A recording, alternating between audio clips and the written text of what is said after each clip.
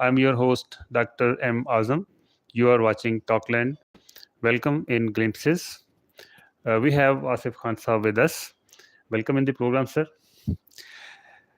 America has fought many wars in the Middle East, in our region, including the war in Afghanistan. How does a Pakistani politician look at these wars? What are his insights?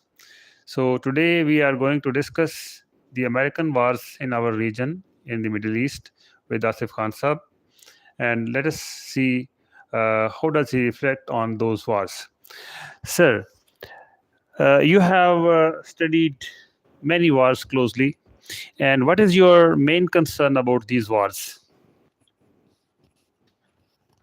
I think Afghanistan war that was out of Middle East in South Asia that was very terrible for Americans, and they attacked Afghanistan with the latest up-to-date weapons, and they destroyed their structure and everything, and they removed the government of Taliban. And they said that mission has been accomplished, and we have finished the Afghan resistance forces. But that war continued for a very, very long time, longer than Vietnam War. And in long consideration, it was a futile war for Americans. They could not impose their will on Afghan people. They wanted to impose a democratic system there. They wanted to bring Afghanistan in the countries of democracy, but they miserably failed there. Why has the United States fought so many wars in different countries? Actually, after the Cold War finished and the collapse of Berlin Wall and the collapse of Soviet Union and dismantled of the Soviet Empire, American thought now it is in a unipolar world, and we are all in all. We are the only power who will determine politics in the international sphere. So they launched some wars, and they launched their first war in Afghanistan. And as I've told you, that was a failure. They couldn't impose their will, they couldn't impose their system there. Although they destroyed the government and they occupied that country, but it was fruitless because in the longer run, they had to retreat, they have to go back, and that's Taliban. They were so proud that we have eliminated them, we have overcome them, we have defeated them. They came back to power with full force. What was the real reason behind the US invasion of Iraq? After occupying Afghanistan, they thought that Iraq will also be a walkover. And in the last war of Iraq, when Iraq occupied Kuwait, that was a time of Bush's father, George V. Bush. And that was a war which was started by Iraq. They occupied Kuwait, fully occupied them. And then the American forces and all the light forces, they had a UNO permission, they had a UNO mandate. They launched a full scale invasion in Iraq, and they occupied and defeated Iraq. But later on, they went back after liberating Kuwait. So his son thought that we have not got rid of Saddam Hussein, the dictator is still there, his atrocities are there, authoritarian rule is there. So he was carried away by Afghanistan.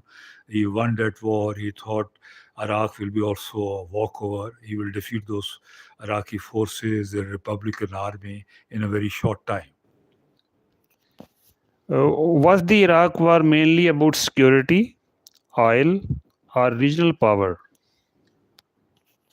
American invasion was because of they had weapons of mass destruction. They created an atmosphere. They created a very massive propaganda against the war to destroy the weapons of massive destruction, massive weapons, the nuclear weapons, weapons, and so they started war in Iraq to destroy those weapons. But ultimately, those weapons were not found. They occupied Iraq and they launched a very brutal invasion there. They killed many people, they destroyed their army, their infrastructure. But the aim that was to eliminate the weapon of mass destruction that were not found anywhere in Iraq. Oh, what were the biggest mistakes made by the United States in Iraq? The biggest mistake was there. They wanted to impose their system of democracy in Middle East. They were carried away. They thought that the moment they will launch offensive in Iraq, the people will stand up. They will come out against Saddam Hussein. When Saddam Hussein is removed, people will go for democracy. They will go for a liberal democracy like in the Western countries. There will be a rule of constitution and free election will be held, and the Iraqi people will be relieved from the authoritarian rule of Saddam Hussein.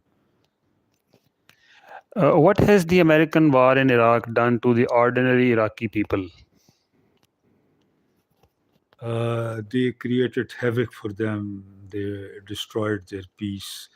Previously, though Saddam Hussein was a dictator, authoritarian, and tyrant, but still the system was functioning there. They had a system, they had a government, and everything was going on well. They had a massive Christian community also there.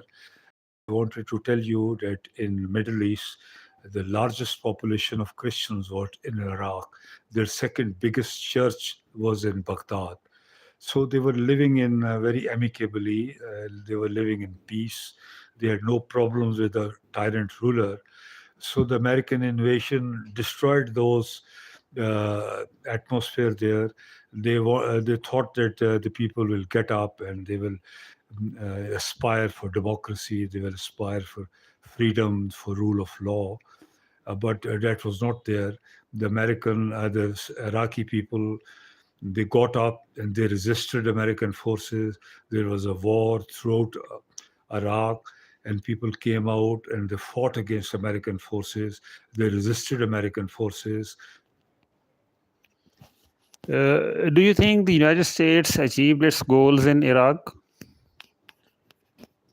They utterly failed, although they claimed that their mission has become polished after occupying Baghdad and killing Saddam Hussein. But afterwards, the things were changed. They couldn't. The government was not stable there. They couldn't hold election peacefully. They kept on changing government and changing the system. But people got up. The Shia majority there in Iraq, they also got up. They resisted America. They fought them. So there was an atmosphere of civil war. Civil war was going on. Explosion was going on. Massive destruction was there. Massive killings of civilians was there. Their infrastructures were destroyed. Their roads were destroyed. Baghdad, that was a very ideal city, the center of culture and tradition. Their culture, tradition, and their all things were destroyed by Americans, but they couldn't rule Iraq peacefully. Why did the United States go to war in Afghanistan? In Afghanistan, they started the war because after the 2001 Twin Tower attack, they thought that Taliban were responsible, and Osama bin Laden, the mastermind of September attacks, he was living there, and the Talibans were protecting them. So the Talibans are part and parcel of that attack, and they first requested the Taliban to send them back Osama bin Laden unconditionally, and they should arrest Osama, and we should take them away to America. But Talibans, they believed in tradition, they believed in hospitality. They said he has taken asylum here, and you provide us with witnesses, with proofs, with solid grounds. Why should we transfer Osama bin Laden to America? When the Americans couldn't provide them, then they straight away refused that we are not going to hand over Osama to you, to an American. So they launched their war. They attacked Afghanistan with full force, with massive attack, with the latest weapons, with their bombardments, using their best and latest armaments to topple the Taliban regime. What did the United States get wrong about Afghanistan? Actually, they failed to realize that what was the society in Afghanistan. That was a tribal society. That was a feudal society. Sardari system was there. It was divided in fiefdom. It was divided in many nationalities like Uzbek and Pakhtuns and this what was the tribe of Masood Tajiks. Tajiks were in a very strong position there, bordering Soviet Union as well as Uzbek, and they were very well armed and they resisted the American forces. So they realized that we will occupy them and people will be longing for democracy. They'll be longing to get rid of Taliban and they will be willing to introduce Western democracy in Afghanistan. But they failed there. Their system couldn't be launched there because, as I told you, that society was backward, rural, consisting of many nationalities. They opposed foreign invasion, and that was their history, their tradition. They always opposed foreign invasion from wherever it happened. Why did the Taliban survive for so many years? Why could the United States not defeat them? Actually, they were the people of the streets. They were the people having support of the downtrodden and the majority of Pakhtuns there. The Pakhtuns there, American, whether it was from Iran, whether it was Mongol invasion, whether it was invasion from the Central Asian republics, they always resisted them. They were downright nationalist warriors and trained in war and resistance. So they fought Americans tooth and nail, and Americans found it very difficult to occupy Afghanistan because it was a barren area and very vast terrain and very unhospitable terrain. They couldn't occupy the whole of Afghanistan. There was a pocket of resistance throughout American occupation.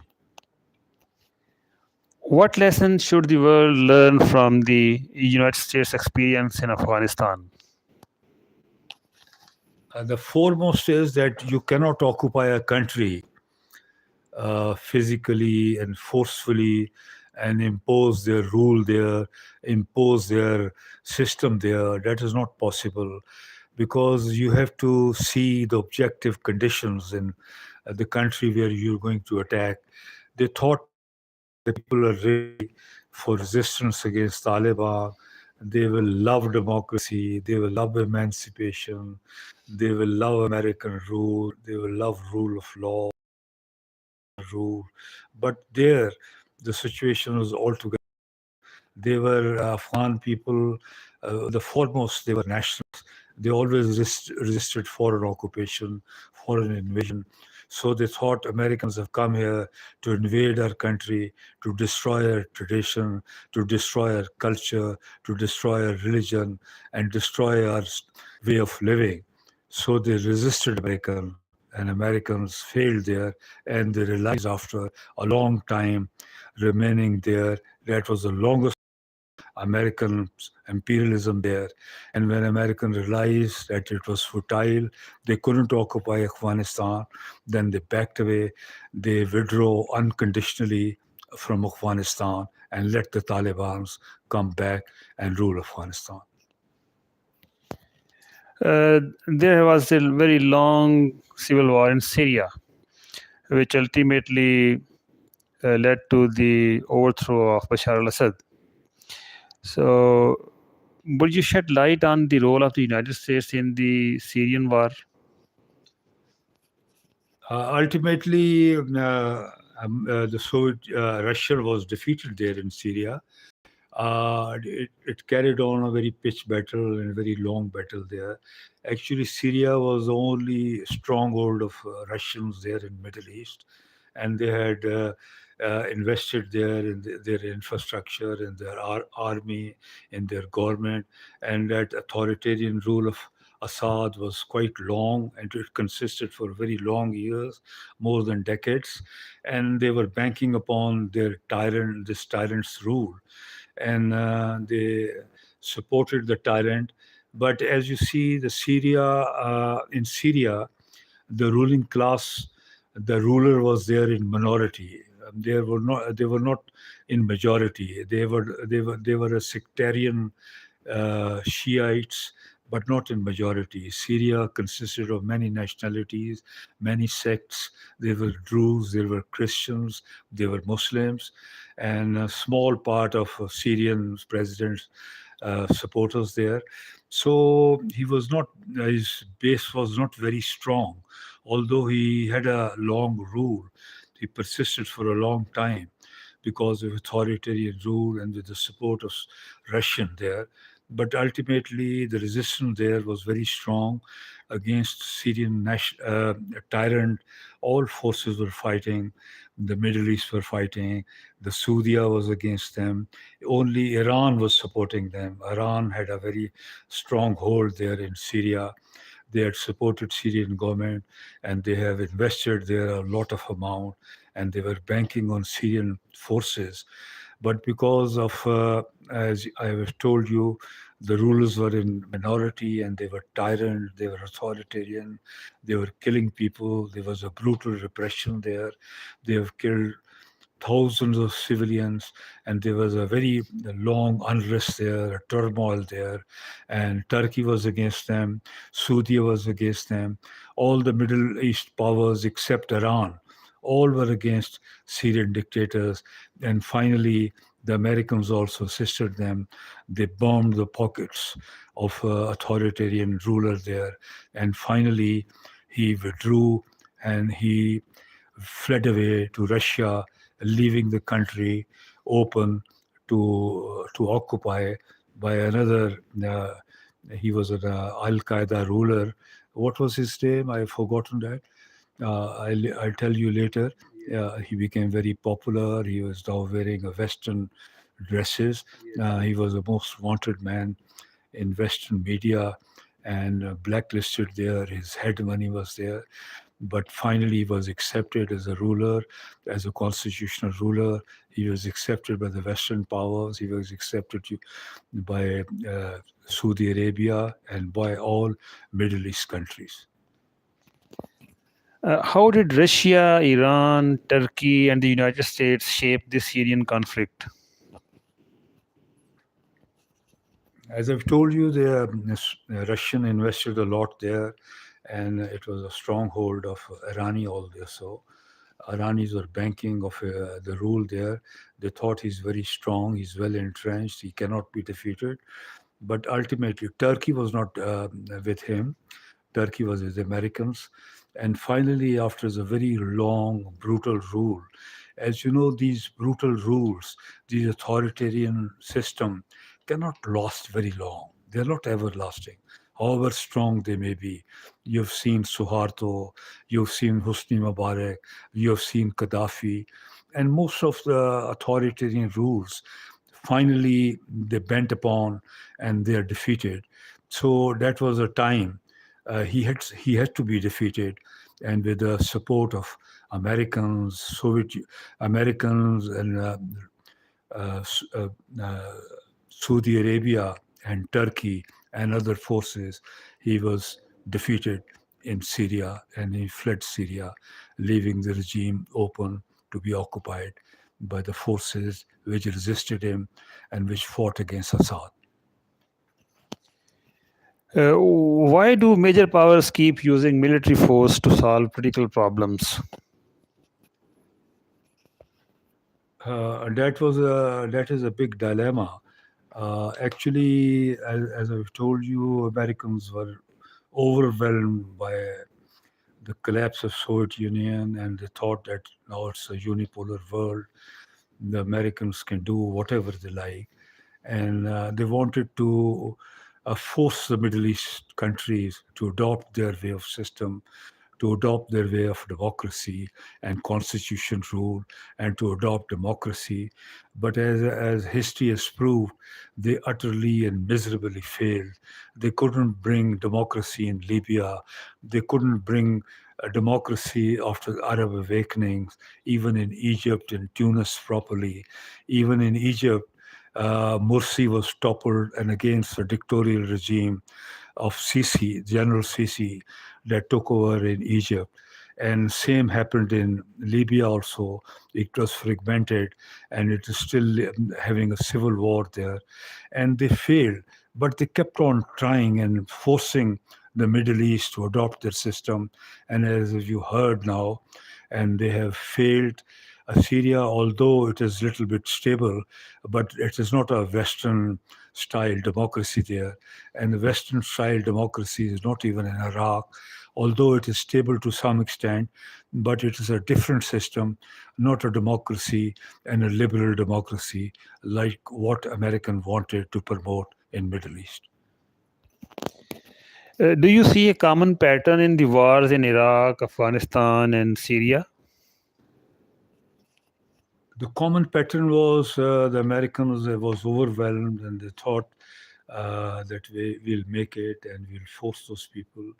And they had not a proper analysis and research on the people living there, their tradition, their way of living, their standard of living, their custom, their civilization, whether they are ready to promote democracy, to promote rule of law, to adopt the way of life in the Western society, to adopt democracy, to adopt constitutional rule, because they had their different systems and they were continuing with the different system for quite a long time. And that system was well entrenched there. They couldn't, American couldn't force them to adopt their system, the Western values of democracy, freedom of expression, constitutional rule, and the rule of law, and to promote other values which Americans have aspired. Let us come to Iran.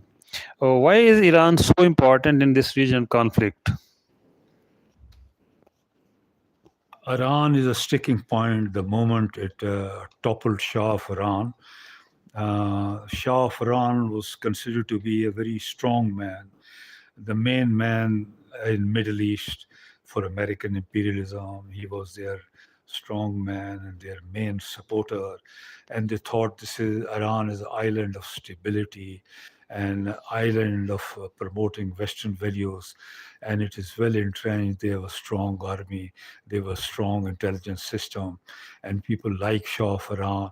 And Iran is developing, and it is developing on Western style, and it will continue, and it will support American system of government throughout the Middle East.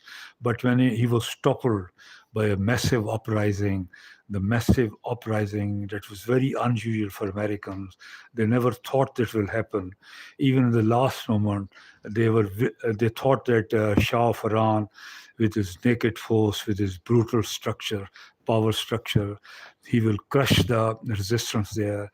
He will not allow the opposition to take over Iran. But their hopes were destroyed, and they couldn't imagine that this Shah of Iran, he was so entrenched and such a strong man with such a strong army and such a strong support of Western powers, was forced to seek asylum, to run away against the resistance forces. I just want to tell you this. Actually, this resistance was launched by the pro-left parties, the Khalq party and the other parties, the parties who are believing in emancipation of downtrodden, believing in a socialist revolution like what happened in Afghanistan at that time, and a socialist revolution on Soviet Union. They were supported by Soviet Union. Those parties were supported by Soviet Union, and this movement was launched in universities, in Tehran universities, and mostly in educational institutions of Iran. but they were. This movement was taken over by the ulama, the hardliners, and the religious elements in the Irani society.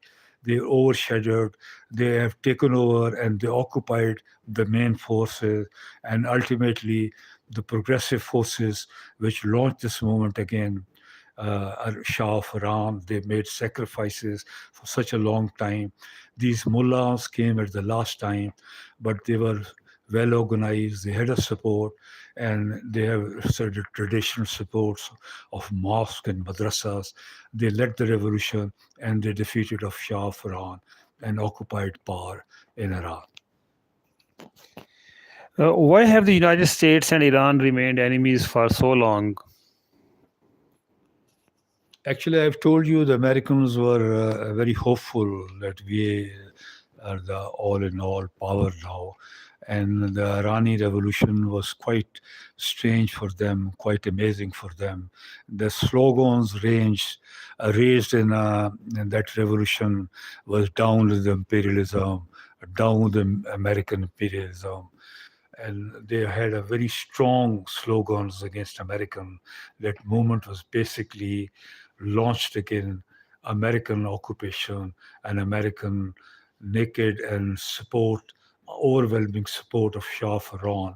They thought that America is responsible for brutalities and killing of Irani peoples by Shah of Iran. America is their sole supporter. American imperialism against Irani people. So they raised slogans, and Americans were quite disturbed by that. They occupied their embassy for more than a year. Carter failed, miserably failed. He tried to release our uh, hostages there in American embassy. He couldn't do that. His mission was failed, uh, destroying 3, 4 C-130s and killing Americans near Tehran. And that moment failed to release the prisoners detained in American embassy in Iran. So these animosity, this enmity against Iran and America grew very vast, and Americans thought that they are enemy number one of America, and we should get rid of them. And they kept on trying for such a long period to destabilize Iran, to put economic sanctions them on them. They boycotted American goods. They closed all routes of their trade, and they tried to destroy economically Iran, but they couldn't do that.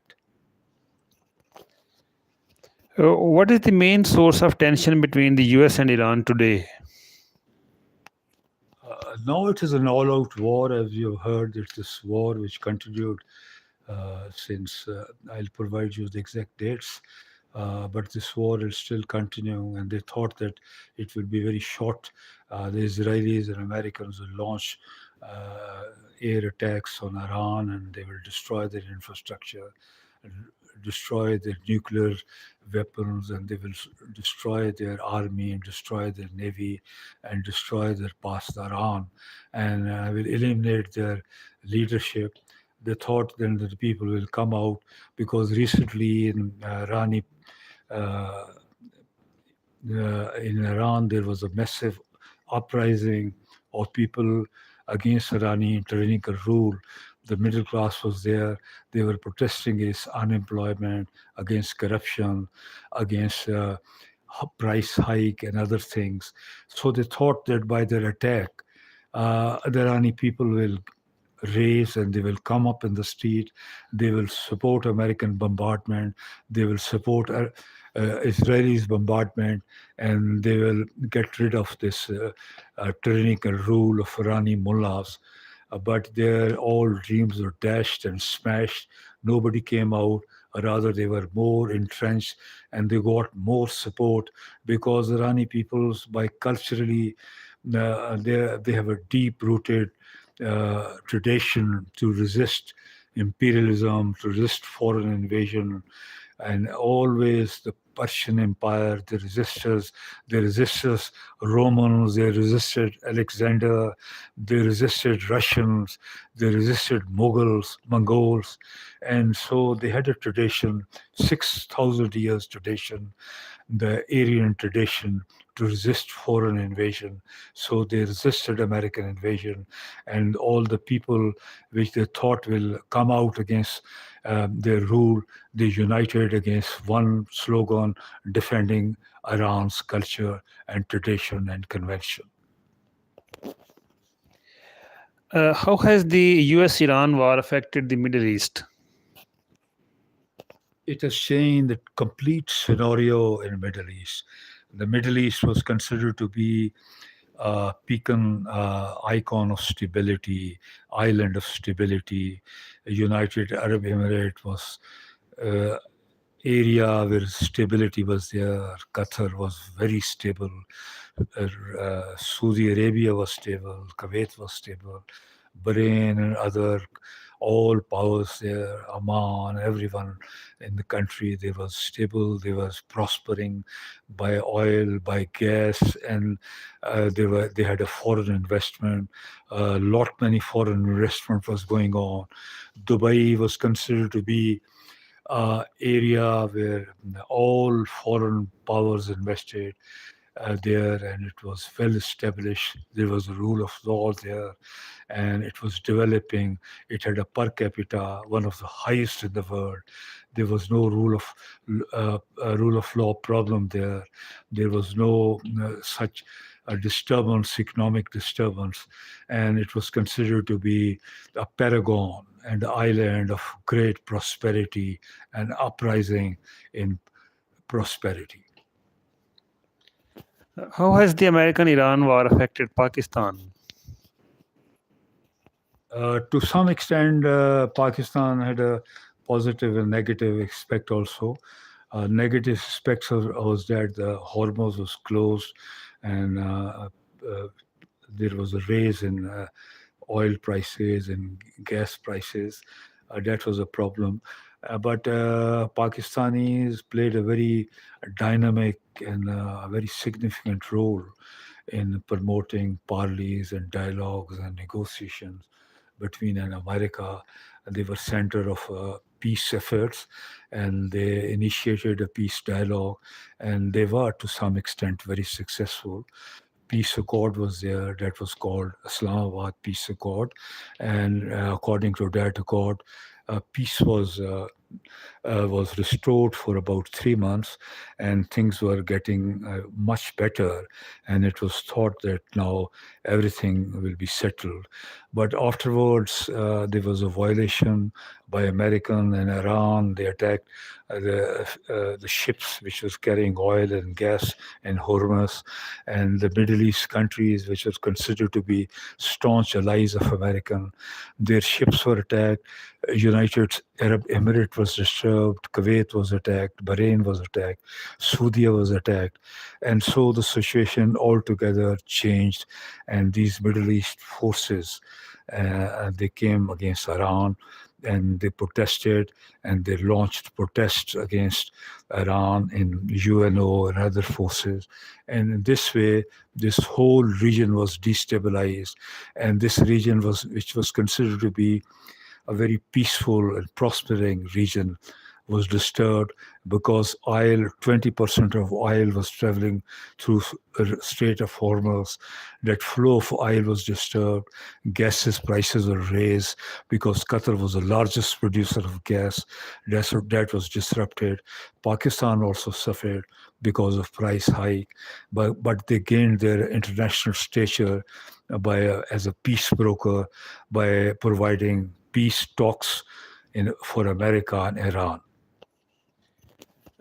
But the Islamabad MOU could not be implemented. But still, Pakistan continues its efforts for brokering peace. Today, once again, Chief of Defense Forces Field Marshal Asim Munir is in Tehran. So, what do you see the future of these peace efforts?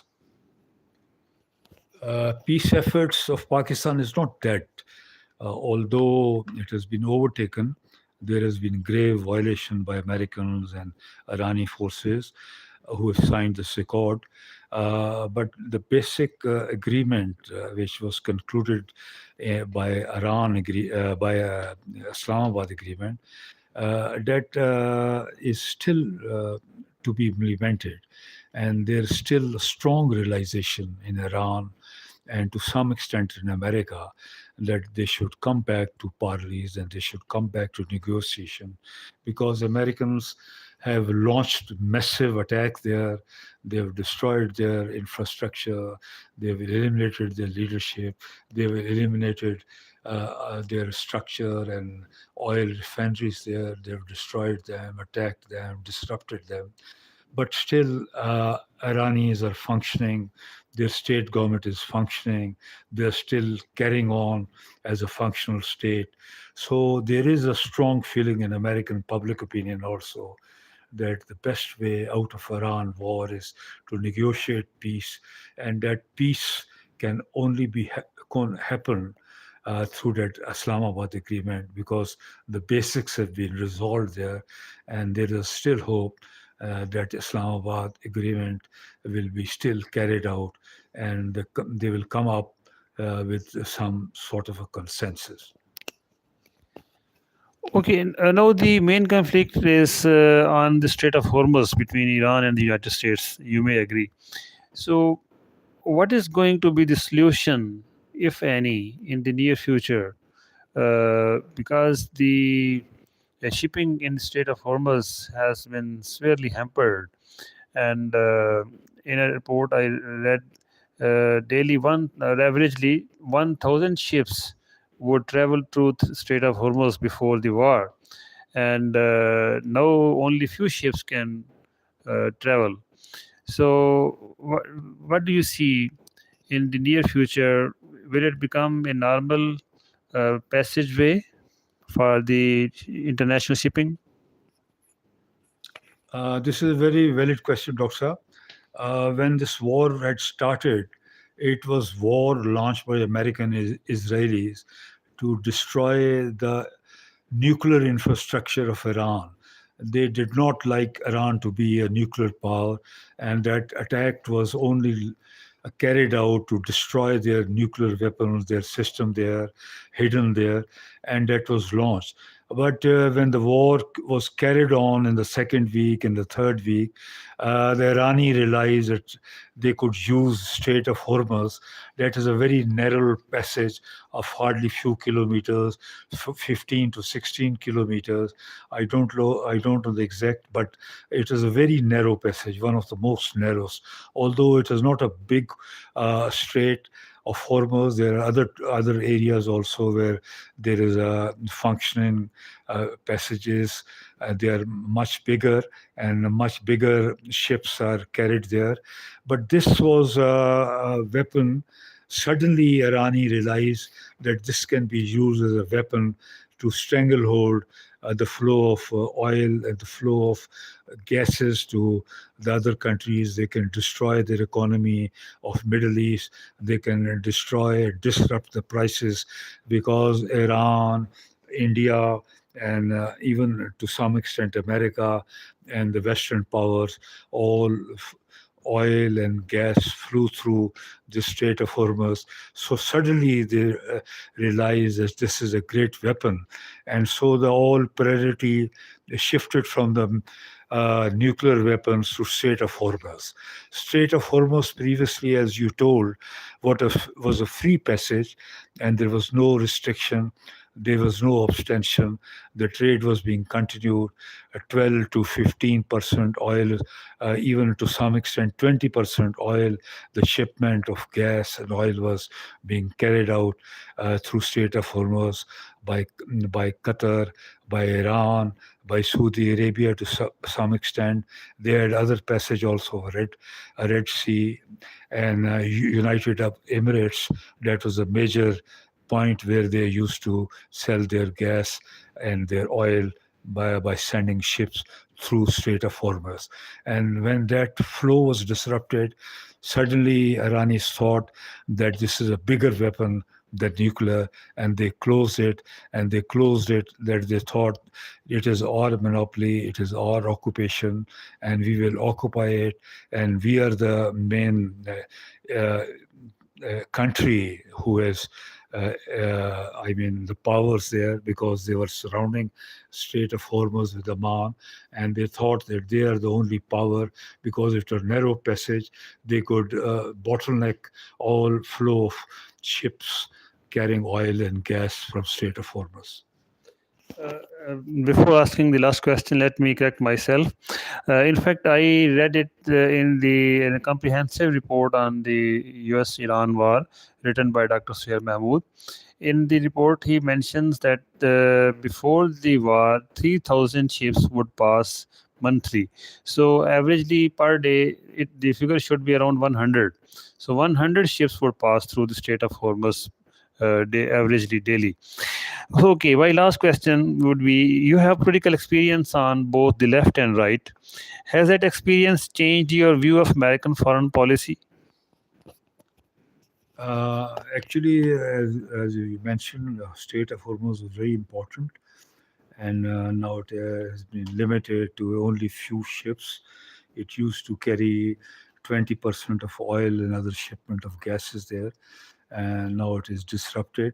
And American wanted to occupy that area, because they think by occupying that area they can force Iranis, and they will be stifled economically.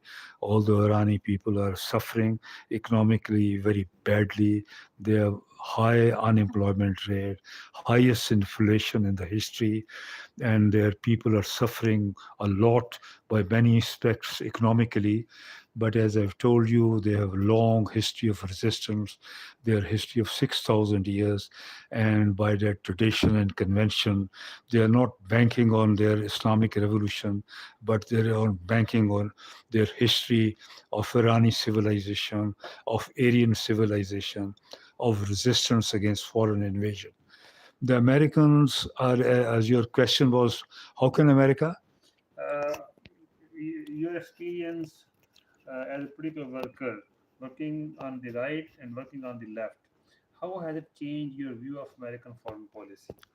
Actually, America is leading a very naked and a very flawed foreign policy.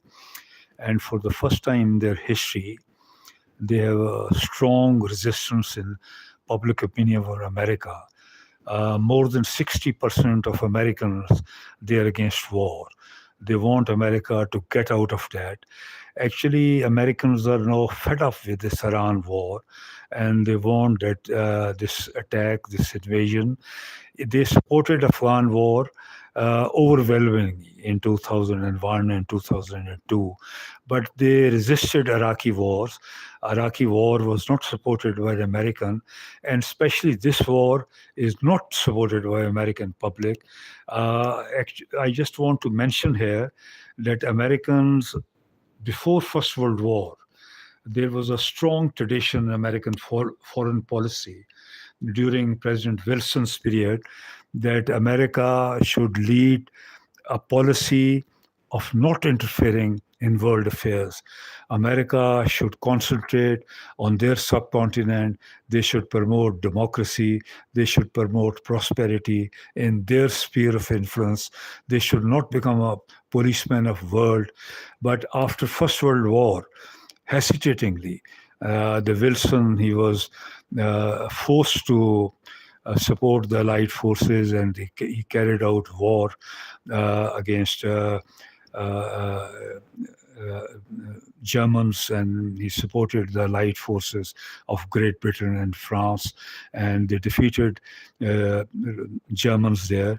But when the League of Nations was formed, Americans were against that. Although the League of Nations was formed in America, I am not correct.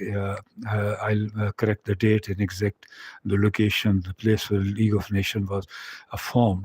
But American was not member of that. The American public was against this. They don't wanted to get involved in world affairs, in the world disputes, and they resisted. They were not part of League of Nations. That League of Nations utterly failed. to withhold, to stop the Second World War. And after Second World War, again Americans were hesitant. But when Pearl Harbor happened, when the Japanese attacked Americans, they attacked their ships and they launched attack. Then Americans were forced to take side of Allied forces. They came inside of Britain, France, and Soviet Union at that time, and they launched attack and they defeated German imperialism. Ladies and gentlemen, it was a great session. Today we have discussed the American wars in the Middle East, including the Afghanistan war with Khan Sahib. And this is how a Pakistani politician in general would look at the American wars here in our region.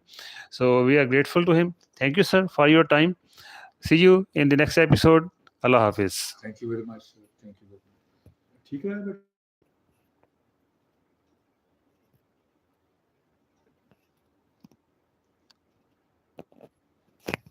Close कर दो. Close कर. वो टिक कर दो send. Yes, now it's good. बेटा ये गर्मा दो.